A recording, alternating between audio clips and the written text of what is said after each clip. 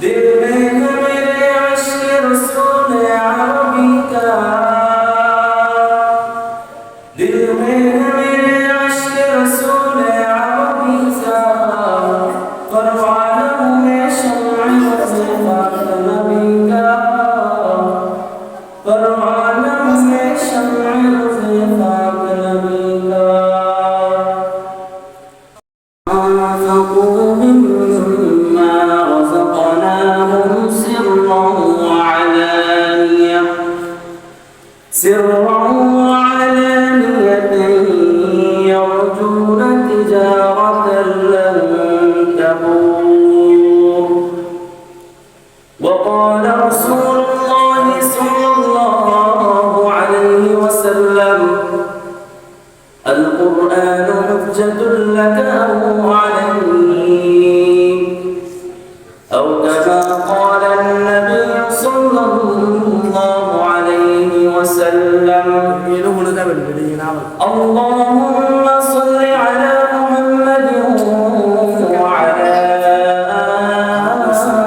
آل محمد كما صليت على إبراهيم وعلى آل إبراهيم إنك حميد مجيد.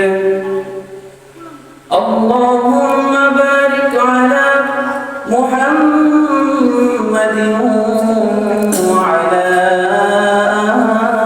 آل محمد كما باركت على إبراهيم وعلى آل إبراهيم إنك حميد مجيد. محبوب خدا شافع محشر ہے ہمارا، محبوب خدا شافع محشر ہے ہمارا، فردوس جسے کہتے ہیں وہ بر ہمارا، فردوس جسے کہتے ہیں وہ گھر ہے ہمارا. مدفن میں بھی پیش نظر آنکھ کا جلوہ، مدفن میں بھی پیش نظر آنکھ کا جلوہ، ہم سوتے ہیں بیدار مقادر ہے ہمارا، ہم سوتے ہیں بیدار مقادر ہے ہمارا. दिल में है मेरे इश्क़ रसूल अरबी का, दिल में है मेरे इश्क़ रसूल अरबी का, परवाना हूँ मैं शम्अ वज़े पाक नबी का, परवाना हूँ मैं शम्अ वज़े पाक नबी का. अल्हम्दुलिल्लाह অধ্যকার পীর আনিস মোহাম্মদ ভূঁইয়া সাহেবের হাফিজিয়া মাদ্রাসা কর্তৃক আয়োজিত আজকের এই তাফসীরুল কুরআন মাহফিলের সম্মানিত সভাপতি ও আমার পরম শ্রদ্ধেয় সম্মানিত ওলামায়ে কেরাম এবং আমার শ্রদ্ধেয় মুরব্বিয়ানে আযম, সময় অতি সংক্ষিপ্ত। আমি আপনাদের সামনে দুটি বিষয় নিয়ে আলোচনা করব। আল্লাহ রাব্বুল আলামিন যাতে আপনাদেরকে সুন্দরভাবে আলোচনা শোনার তৌফিক দান করেন। মুহতারাম হাজিরিন, আল্লাহ রাব্বুল আলামিন পৃথিবীতে অনেক নবী রাসূল পাঠিয়েছেন। তাদের মধ্যে সর্বশেষ নবী হলো আমার আপনার নবী মুহাম্মদ আরবি সাল্লাল্লাহু আলাইহি ওয়াসাল্লাম, এবং অসংখ্য নবী রাসূলকে আসমানি কিতাব দান করেছেন। তার মধ্যে সর্বশ্রেষ্ঠ হলো 4টি কিতাব। সেই 4টি কিতাবের মধ্যে সর্বশ্রেষ্ঠ কিতাব হলো কোরআন, যেটা আমার আপনার নবী মুহাম্মদ আরবি সাল্লাল্লাহু আলাইহি ওয়াসাল্লামের উপর নাযিল হয়েছে। অর্থাৎ উম্মতে মুহাম্মাদের জন্য কোরআনুল কারীম নাযিল করা হয়েছে। আল্লাহ রাব্বুল আলামিন আমাদের উপর এমন একটি শ্রেষ্ঠ কিতাব নাযিল করেছেন যে কিতাবের রক্ষা করার জিম্মাদারি আল্লাহ রাব্বুল আলামিন নিয়ে নিয়েছেন। সুতরাং আমি আপনাদের সামনে সেই কোরআনুল কারীমের পরিচয় কি, সেই কোরআনুল কারীমের পরিচয় কি, ওইটা আমি কোরআনুল কারীম থেকে আপনাদেরকে শোনাব। এরপরে আমি আপনাদের সামনে আরেকটা বিষয় নিয়ে আলোচনা করব, সেটা হলো কোরআনুল কারীমের তেলাওয়াতের ফজিলত কি, যে আমি কোরআনুল কারীম তেলাওয়াত করলে আমার কি লাভ হবে। মুসলমান ভাইরা আমার কথাগুলো দিল দিয়ে বুঝবেন। আমি যদি কোরআনকে জিজ্ঞেস করি, ও কোরআন বলো তুমি তোমার নাম কি, কোরআন জবাব দেয় বল কোরআনুম মাজিদ। এরপর আবার জিজ্ঞেস করলাম, ও কোরআন বলো তুমি দুনিয়াতে আসার পূর্বে কোথায় ছিলে, কোরআন বলে ফি লাউহিম মাহফুজ। এরপর আবার কোরআনকে জিজ্ঞেস করলাম, ও কোরআন বলো তুমি কার পক্ষ হতে এসেছো, কোরআন জবাব দিয়ে বলে তানজিলুম মির রাব্বিল আলামিন। কোরআন বলে আমি তো বিশ্ব জগতের প্রতিপালকের পক্ষ হতে নাযিল হয়েছি।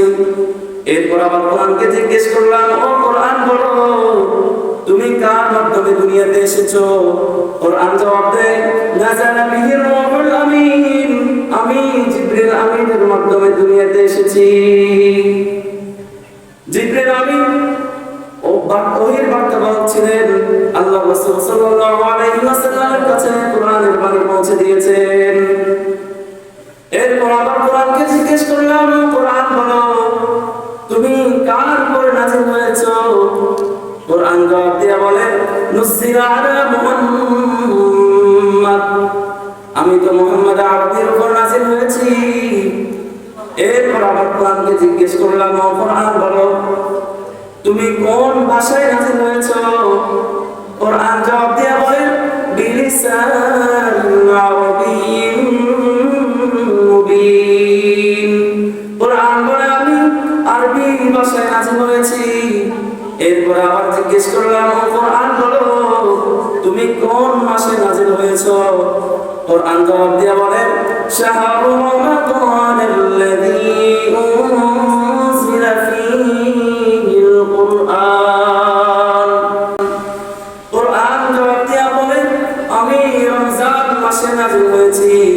এরপর আবার জিজ্ঞেস করলাম, ও কোরআন তুমি কোন রাতে নাযিল হয়েছো, কোরআন সুন্দর করে জবাব দিয়ে কয়, কোরআন কয় ইন্না আনজালনাহু ফি লাইলাতিল কদর। কোরআন বলে আমি লাইলাতুল কদরের রাতে নাযিল হয়েছি, যে লাইলাতুল কদরের রাতটা রমজান মাসের মধ্যে। এরপর আবার জিজ্ঞেস করলাম, ও কোরআন বলো তুমি কোন নবীর উপর নাযিল হয়েছো, কোরআন বলে মুহাম্মাদুর রাসূলুল্লাহ। এরপর আবার কোরআনকে জিজ্ঞেস করলাম, ও কোরআন বলো নবী তো আরো ছিল, রাসূল তো আরো ছিল, কিন্তু মুহাম্মদ আরবি আর অন্যান্য নবীদের মধ্যে পার্থক্য কি, কোরআন ডাক দিয়ে কয় মা কানা মুহাম্মাদুন আবা আহাদিন মির রিজালিকুম ওয়ালাকিন রাসূলুল্লাহি ওয়া খাতামান নবিয়্যিন। কোরআন আপনার নবীকে খাতামুন নবিয়্যিন বলে আখ্যায়িত করেছেন। কোরআন আপনার নবীকে ইমামুল মুরসালিন বলেছেন, ইমামুল আম্বিয়া বলেছেন। আমার আপনার নবী শুধু উম্মতে মুহাম্মাদের উম্মত নয়, আমার নবী শুধু উম্মতে মুহাম্মাদের জন্য শ্রেষ্ঠ নয়, আমার নবী মুহাম্মদ আমাকে আল্লাহ রাব্বুল আলামিন সমস্ত আম্বিয়া কিরামের ইমাম বানিয়েছেন। আল্লাহ রাব্বুল আলামিন আমাদেরকে এমন এক নবীর উম্মত বানিয়েছেন যে নবীর আগমনের কথা শুনে সেই ইহুদি খ্রিস্টানদের রাজপ্রাসাদগুলো ভেঙে চুরমার হয়ে গেছে। আমরা সেই মুহাম্মদ আরবির উম্মত। কোরআনুল কারীম আমার আপনার নবীকে খাতামুন নবিয়্যিন বলেছেন, শেষ নবী বলেছেন।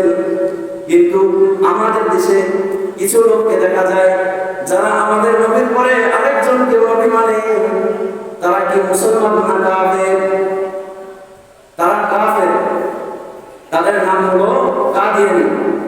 গোলাম মোহাম্মদ কাদিয়ানী সে বাংলাদেশের নয়, সেই ভারতের একজন লোক। সে নিজেকে নবী দাবি করে, অথচ আমার আপনার নবী বলেন আনা খাতামুন নাবিয়িনা লা নাবিয়্যা বা'দি, আমি শেষ নবী। আল্লাহর নবী মুহাম্মদ আরবি বলেন আমি শেষ নবী, আমার পরে আর কোন নবী দুনিয়াতে আসবে না। সুতরাং যে বলে আমি শেষ নবী আর সেই নবীর পরে যদি আর কোন নবী আসে তাহলে সে মুসলমান না কাফের? মুসলমান ভাইরা আমার, এবার শুনলেন আপনারা কোরআনুল কারীমের পরিচয়। এখন বলবো কোরআনুল কারীম তেলাওয়াতের গুরুত্ব কি, কোরআনুল কারীম তেলাওয়াতের ফজিলত কি। এক নাম্বার হলো, যদি কোনো ঘরের মধ্যে কোরআনুল কারীমের তেলাওয়াত হয়, সেই ঘরের মধ্যে আল্লাহ রাব্বুল আলামিনের বরকত বাড়ায় দেন। শুধু তাই নয়, সেই ঘরের যত সদস্য আছে আল্লাহ রাব্বুল আলামিন তাদেরকে আল্লাহ রাব্বুল আলামিনের নেক রহমতের চাদরে নিয়ে নেন। আল্লাহ রাব্বুল আলামিন কোরআনুল কারীমের মধ্যে বলেছেন ইন্নাল্লাযীনা ইয়াতলুনা কিতাবাল্লাহ, যারা আমার কোরআন তেলাওয়াত করবে, ওয়া আকামুস সালাহ, এবং নামাজ আদায় করবে, ওয়া আনফাকু মিম্মা রাযাকনাহুম সিররান ওয়া আলানিয়া, এবং আমি তাদেরকে গোপনে এবং প্রকাশ্যে যা দান করেছি তা হতে আমার রাস্তায় সে তা আমাদের ভালো কাজে খরচ করবে। ইয়ারজুনা তিজারাতাল লান তাবুর, তারা এমন ব্যবসার আশাবাদী, যে ব্যবসার মধ্যে কখনো লস হয় না, যে ব্যবসার মধ্যে শুধু লাভ। সুতরাং আমাদের এখন বর্তমান যুগে আমাদের একটা এলাকার মধ্যে যদি 100টা ঘর থাকে, 100টা ঘরের মধ্যে 2টা ঘরে ঠিক মতো কোরআন তেলাওয়াত হয় না। বর্তমান যুগে ইহুদি খ্রিস্টানরা আমাদেরকে চক্রান্ত করে এমন এক ফাঁদে ফেলেছে যে আগে তো আমাদের মা বোনরা কোরআন তেলাওয়াত করত, কিন্তু বর্তমানে এমন এক যুগ এসেছে যে মহিলারা ফজরের নামাজ তো দূরের কথা, কোরআন তেলাওয়াতটা পর্যন্ত করে না। এটাই হলো ইহুদি খ্রিস্টানদের একটা ফাঁদ। এই ফাঁদের মাধ্যমে তারা আমাদেরকে ধ্বংস করার জন্য উঠে পড়ে লেগেছে। কিন্তু আমরা আমাদের ছেলে সন্তানদেরকে কোরআনুল কারীমের শিক্ষা দিই না। এই কোরআনুল কারীমের শিক্ষা না দেওয়ার কারণে একজন মুসলমান মেয়ে একজন হিন্দু ছেলের সাথে বিয়ে করার জন্য পালিয়ে যায়। আমাদের সমাজে এমন আছে না নাই? একজন মুসলমান মেয়ে যদি একজন হিন্দু ছেলের সাথে পালিয়ে যায় তাহলে তার বিয়ে হবে কি হবে না? আল্লাহ রাব্বুল আলামিন কোরআনুল কারীমের মধ্যে বলেন ওয়ালা তানকিহুল মুশরিকাতি হাত্তা ইউমিন্না, কোন মুসলমান মেয়ে, কোন মুসলমান পুরুষ ততক্ষণ পর্যন্ত কোন হিন্দু মেয়েকে বিয়ে করতে পারবে না, কোন মুসলিম মেয়েকে বিয়ে করতে পারবে না যতক্ষণ না পর্যন্ত সে ঈমান আনে। এরপর আরেক আয়াতে বলতেছে ওয়ালা তানকিহুল মুশরিকিনা হাত্তা ইউমিনু, কোন মুসলমান মেয়ে কোন হিন্দু ছেলেকে বিয়ে করতে পারে না যতক্ষণ না পর্যন্ত সে ঈমান আনয়ন করে। তাহলে দেখেন আজকে আমাদের বাংলাদেশের মধ্যে ঠিক এটাই হচ্ছে। একজন মুসলমান ফ্যামিলির মেয়ে যদি একটা হিন্দু ছেলের সাথে পালিয়ে যায়, একটা হিন্দু অমুসলিম ছেলের সাথে বিয়ে বসে, তাহলে তার বিয়ে হবে, বরং তার আমল নামে শুধু সারা জীবন জেনার গুনাহ উঠতে থাকবে। সুতরাং আমাদের যে গার্ডিয়ানরা আছেন আপনাদেরকে সচেতন হতে হবে। আপনার মেয়ে কোন পথে আছে, আপনার ছেলে কোন দিকে যাচ্ছে, আপনি যদি তাকে কোরআনুল কারীমের প্রকৃত শিক্ষা না দেন তাহলে সে এভাবেই একটা বাঁকা পথে হেঁটে চলে যাবে, কিন্তু সে কখনো সঠিক পথ সিরাতুল মুস্তাকিমের পথ সে কখনো খুঁজে পাবে না। একজন মুসলমানের মধ্যে যদি কোরআনুল কারীমের জ্ঞান না থাকে তাহলে সে কখনো সিরাতুল মুস্তাকিমের পথে আসতে পারবে না। সুতরাং আমাদের ছেলে সন্তানদেরকে কোরআনুল কারীমের শিক্ষা দেব। আল্লাহ রাব্বুল আলামিন আপনাদের মধ্যে একটা রহমত করেছেন, আপনাদের এলাকার মধ্যে একটি মাদ্রাসা করেছেন। আপনাদের এলাকার মুরব্বী পীর আনিস মোহাম্মদ ভুঁইয়া সাহেব, আল্লাহ তার কবরকে জান্নাতুল বাগান বানিয়ে দিন। উনি আমাদের এলাকার জন্য ওনার নামে একটা মাদ্রাসা হয়েছে। এই মাদ্রাসার মধ্যে কোরআনুল কারীমের তালিম হয়, কোরআনুল কারীমের শিক্ষা দেওয়া হয়। এই মাদ্রাসার ছোট ছোট ছেলেরা কোরআনুল কারীমের তেলাওয়াত করে। সুতরাং আপনার ছেলেকে আপনি দিতে পারেন। আপনার ছেলেকে যদি আপনি দেন তাহলে আপনার কি লাভ হবে? আল্লাহ রাব্বুল আলামিন আপনার সম্মান বাড়ায় দিবেন। কিয়ামতের ময়দানে আপনার মাথার মধ্যে নূরের তাজ পরায় দিবেন। 2 নম্বর হলো, যদি কোনো ব্যক্তি কোরআনুল কারীমের সাথে তার সম্পর্ক রাখে, আল্লাহ রাব্বুল আলামিন তার সম্মানকে মর্যাদাকে বাড়ায় দিবেন। সে লোক বস্তির লোক হোক অথবা রাজপ্রাসাদের লোক হোক,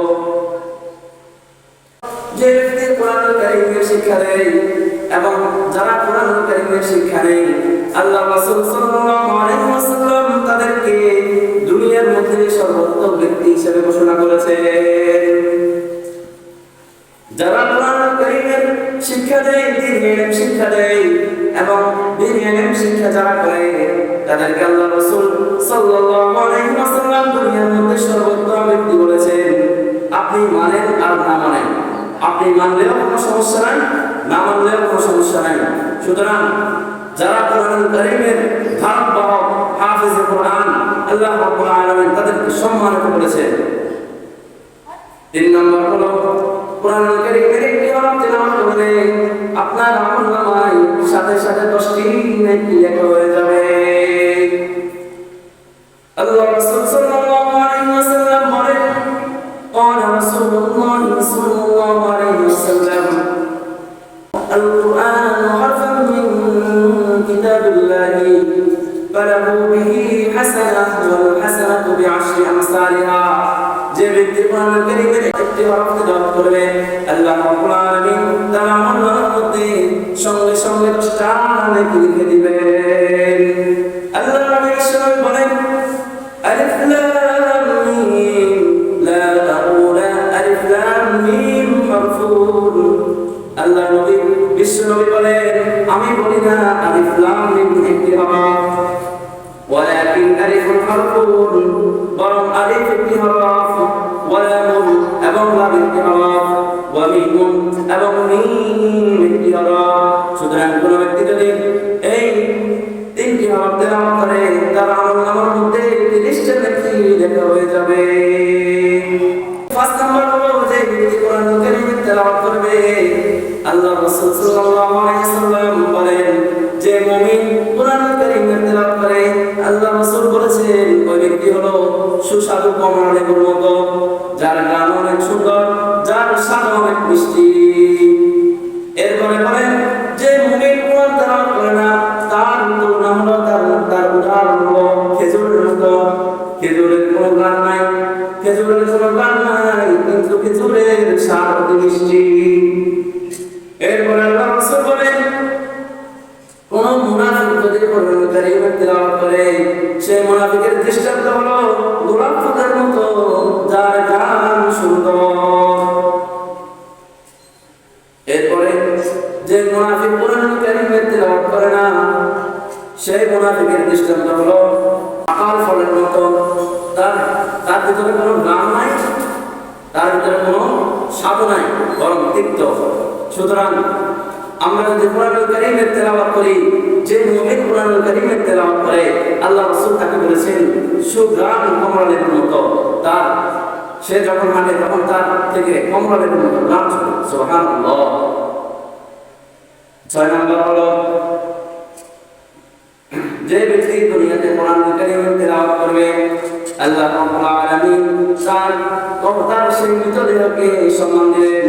আল্লাহ রাসূল সাল্লাল্লাহু আলাইহি ওয়াসাল্লাম উহুদের যুদ্ধে 2 জন সাহাবীকে একই কাফেরের মধ্যে একসাথে করলেন। এরপর সাহাবায়ে কেরাম রাদিয়াল্লাহু তাআলা আনহুকে জিজ্ঞেস করলেন, তাদের 2 জনের মধ্যে কে বেশি কোরআন সম্পর্কে জানতো? তখন সাহাবায়ে কেরাম রাদিয়াল্লাহু তাআলা আনহুম একজনের দিকে ইশারা করে বললেন, এই লোকটা কোরআনুল কারীম সম্পর্কে বেশি জানতো। আল্লাহ রাসূল সাল্লাল্লাহু আলাইহি ওয়াসাল্লাম তার লাশকে সবার আগে কবর রাখলেন। আল্লাহ রাসূল সাল্লাল্লাহু আলাইহি ওয়াসাল্লাম বললেন, কিয়ামতের ময়দানে আমি তার জন্য সুপারিশ করব। 7 নম্বর হলো, যে ব্যক্তি কোরআনুল কারীমের হাফেজ হবে, যে ব্যক্তি কোরআন কারীমের অধিক তেলাওয়াতকারী হবে। আল্লাহ রাসূল সাল্লাল্লাহু আলাইহি ওয়াসাল্লাম বলেন, কিয়ামতের দিন তাকে বলা হবে, তুমি তোমার যত কোরআন কারীমের 6666 আয়াত আছে সবগুলা একটা একটা করে পড়ো, আর একটা একটা করে শুনিবা, বাইতে থাকো। এক আয়াত পড়ো, এক আয়াত পড়ে একটা সিঁড়ি উপরে উঠো, আরেকটা পড়ো, আরেকটা পড়ে আরেকটা সিঁড়ি উপরে উঠো।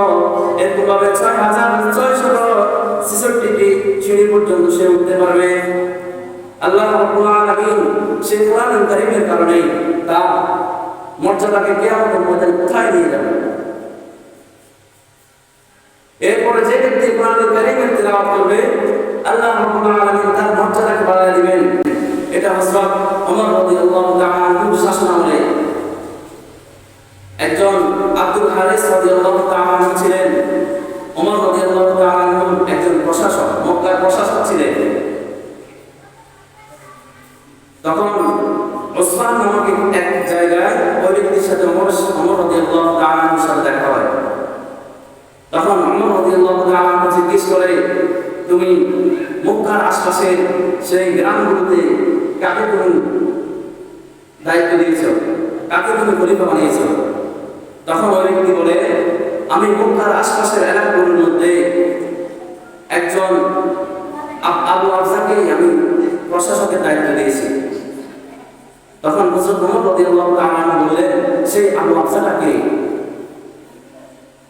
তখন আব্দুল হারিস রাদিয়াল্লাহু তাআলা আনহু বলেন, আবু আফজা হলো আমাদের একজন আযাবকৃত গোলাম, যাকে আমরা কিছুদিন আগে আযাব করেছি। তখন হযরত ওমর রাদিয়াল্লাহু তাআলা আনহু জিজ্ঞেস করলেন, আবু আফজাকে কেন তুমি খলিফা বানিয়েছো, তার মধ্যে কি গুণ আছে? তখন আব্দুল হারিস রাদিয়াল্লাহু তাআলা আনহু বলেন, ওই ব্যক্তির মধ্যে তিনটা গুণ আছে। এক নাম্বার গুণ হলো ওই ব্যক্তি কোরআন কারীম সম্পর্কে অধিক জানে। এক নাম্বার হলো ওই ব্যক্তি কোরআন কারীম সম্পর্কে অধিক জ্ঞান রাখে। দুই নাম্বার হলো ওই ব্যক্তি ইলমে ফারায়েজ সম্পর্কে বেশি জ্ঞান রাখে। তিন নাম্বার হলো ওই ব্যক্তি ন্যায় বিচার করতে পারে। সুতরাং ওই একজন গোলাম সাহাবী, সে কোরআনের সাথে কোরআন সে মুখস্থ করার কারণে, সে কোরআনের সাথে লাগার কারণে আল্লাহ রাব্বুল আলামিন তার খ্যাতিকে, তার সম্মানকে বহু গুণে বাড়ায় দিয়েছে। সুতরাং আমরা যদি কোরআন না পড়ি, আল্লাহ রাসূল বলেন, আল কুরআন হুজ্জাতুল লাকা আও আলাইকা, কোরআন কিয়ামতের দিন হয়তো তোমার পক্ষে হবে, আর না তোমার বিপক্ষে হবে। সুতরাং যে কোরআন পড়বে, কোরআন কারীম কিয়ামতের ময়দানে কঠিন মুহূর্তে তার পক্ষে সুপারিশ করবে, তাকে আল্লাহ রাব্বুল আলামিনের দোজখের হাত থেকে তাকে রক্ষা করবে, সে কোরআন কারীম। এরপরে আল্লাহ রাসূল সাল্লাল্লাহু আলাইহি ওয়াসাল্লাম বলেন, যারা বেশি কোরআন কারীমের তেলাওয়াত করে, যারা অধিক কোরআন কারীমের তেলাওয়াত করে, আল্লাহ রাব্বুল আলামিন তাদেরকে আল্লাহ রাব্বুল আলামিনের পরিবারের লোক বলেছেন। যারা কোরআন কারীমের বেশি বেশি তেলাওয়াত করে, আল্লাহ রাব্বুল আলামিন তাকে আল্লাহ রাব্বুল আলামিনের সবচেয়ে নিকটবর্তী লোক বলেছেন। কেন বলেছেন? কালামুল্লাহ, আমরা কোরআনকে বলি কালামুল্লাহ, আল্লাহ তাআলার কালাম, অর্থাৎ আল্লাহ তাআলার কথা। সুতরাং যে ব্যক্তি বেশি বেশি কোরআন তেলাওয়াত করবে, সে আল্লাহ তাআলার সাথে সবচেয়ে বেশি বেশি কথা বলবে। সুবহানাল্লাহ। তাহলে যারা বেশি বেশি কোরআন তেলাওয়াত করে, তাদের সাথে আর আল্লাহ তাআলার সাথে বেশি বেশি কথা বলে, সুতরাং তারাই আল্লাহ তাআলার পরিবারের নিকটবর্তী লোক, তারা আল্লাহ তাআলার কাছে লোক। যেরকম ভাবে আমরা ঘরে আমাদের ছেলে সন্তান, বিবি, মা, বাবা যারা আছেন, তাদের সাথে এলাকা বা বাড়ির সবচেয়ে তাদের সাথে একটু বেশি কথা বলি, কারণ তারা আমার ঘরের লোক, তারা আমার পরিবারের লোক। ঠিক তেমনি ভাবে কোন বান্দা যদি আল্লাহ রাব্বুল আলামিনের কালামুল্লাহ শরীফ তেলাওয়াত করে, আল্লাহ রাব্বুল আলামিন তাকে নিজের নিজ পরিবারের লোক বলেছেন। সুতরাং বেশি বেশি কোরআন কারীম তেলাওয়াত করার কারণে আমরা আল্লাহ রাব্বুল আলামিনের খুব নিকটবর্তী হতে পারব। সুতরাং আল্লাহ রাব্বুল আলামিন যে কোরআনুল কারীম নাযিল করেছেন, আল্লাহ রাব্বুল আলামিন বলেছেন যালিকাল কিতাব, কোরআনুল কারীম এমন একটি কিতাব লা রাইবা ফীহি, যার মধ্যে কোনো কি নাই, সন্দেহ নাই, যার মধ্যে কোনো সন্দেহের লেশ মাত্রও নাই। সুতরাং হুদাল লিল মুত্তাকিন, এটাই হলো মুত্তাকিদের জন্য পথ প্রদর্শক। যে মুসলমান কোরআনুল কারীম তেলাওয়াত করবে, কোরআনুল কারীম অনুযায়ী চলবে, কোরআনুল কারীম অনুযায়ী তার জীবন যাপন করবে, সে হলো মুত্তাকি, সে আল্লাহ তাআলাকে ভয় করে। সুতরাং কোরআনুল কারীম পড়লে কোনো লস নাই। আল্লাহ রাব্বুল আলামিন আরেক আয়াতের মধ্যে বলেন লিওয়াফিহিম উজুরাহুম, আল্লাহ তাআলা যাতে তাদেরকে তাদের প্রতি পরিপূর্ণ সওয়াব দিয়ে দেয়, আল্লাহ তাআলা যাতে তাদেরকে তাদের পরিপূর্ণ প্রতিদান দিয়ে দেয়। কেন? তারা আল্লাহ তাআলার কোরআনুল কারীম তেলাওয়াত করেছে, আল্লাহ তাআলা যাতে তাদেরকে তাদের পরিপূর্ণ প্রতিদান দিয়ে দেয়। ওয়া ইয়াসিলুহুম মিন ফাদলি, এবং আল্লাহ রাব্বুল আলামিন যাতে নিজ অনুগ্রহে তাদেরকে আরো নেয়ামত বাড়ায় দেয়। আল্লাহ রাব্বুল আলামিন কোরআনুল কারীমে বলতেছেন সূরা ফাতিহার 30 নম্বর আয়াতের মধ্যে আল্লাহ রাব্বুল আলামিন বলতেছেন আল্লাহ তাআলা যাতে তাদেরকে তাদের প্রতিদান দিয়ে দেন।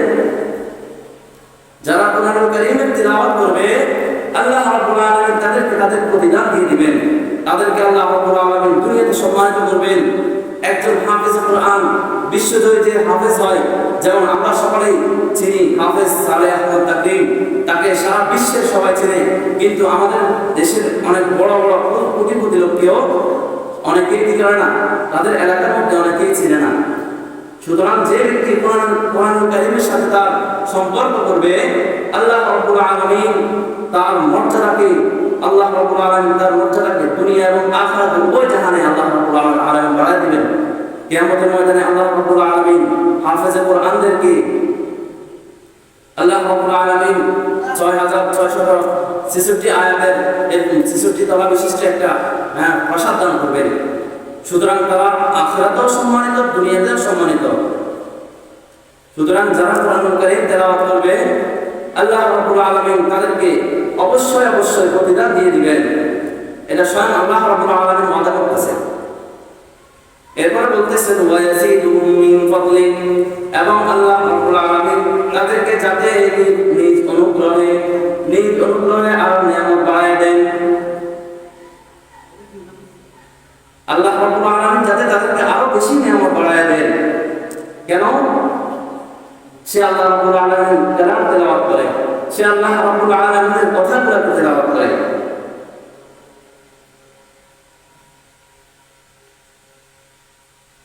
সুতরাং আমি আপনাদের সামনে একটাই অনুরোধ করব, আপনারা যারা কোরআনুল কারীম তেলাওয়াত শিখেন না, করতে পারেন না, এটা আপনার জন্য খুবই দুঃখের বিষয়।